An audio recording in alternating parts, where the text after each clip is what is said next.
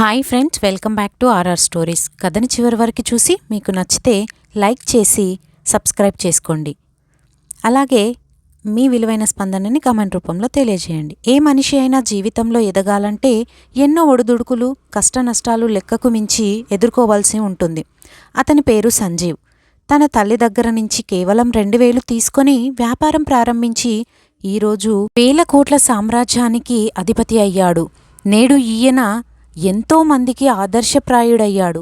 ఈ నేపథ్యంలో అసలు సంజీవ్ 2000తో వ్యాపారం ఎలా స్టార్ట్ చేశాడు, 1000 కోట్ల సామ్రాజ్యానికి అధిపతి ఎలా అయ్యాడు, ఈ స్టోరీలో తెలుసుకుందాం. సంజీవ్ అంబాలాలో ఒక ప్రసిద్ధి చెందిన డాక్టర్ జునేజా కొడుకు. ఈయన ఒక చిన్న క్లినిక్ నడుపుతూ ఉండేవాడు. అయితే సంజీవ్ తన తండ్రిని 1999లో కోల్పోయాడు. అప్పటికే సొంతంగా ఏదైనా చేయాలని సంకల్పం ఉన్న ఇతడు తండ్రి వారసత్వాన్ని ముందుకు తీసుకెళ్లాలని నిర్ణయించుకున్నాడు. తన తండ్రి చనిపోకముందే ఆయుర్వేదానికి సంబంధించిన కొన్ని విద్యలు నేర్చుకున్నాడు.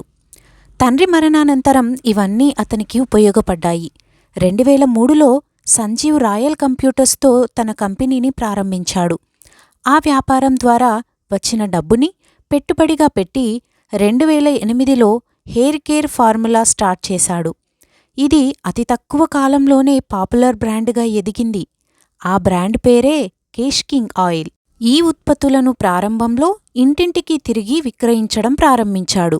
ఆ తరువాత వార్తాపత్రికలు, న్యూస్ ఛానల్స్ ద్వారా ప్రచారం చేయడం కూడా మొదలుపెట్టాడు. కేష్ కింగ్ ప్రారంభమైన తక్కువ కాలంలోనే సుమారు 300 కోట్లు బ్రాండ్గా అవతరించింది.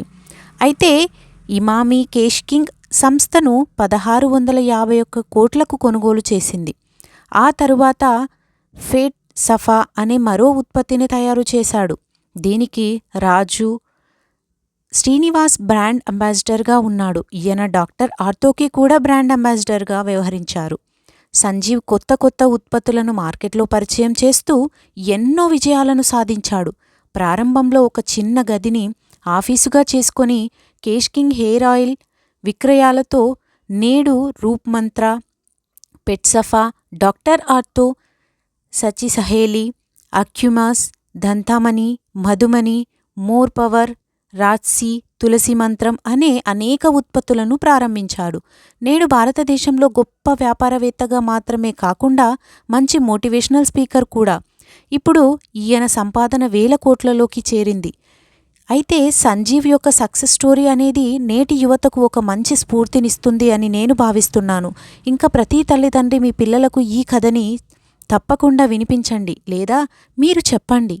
Thank you for watching. మీకు కనుక ఈ స్టోరీ నచ్చితే తప్పకుండా సబ్స్క్రైబ్ చేసుకొని లైక్ చేయండి, అలాగే కమెంట్ చేయండి.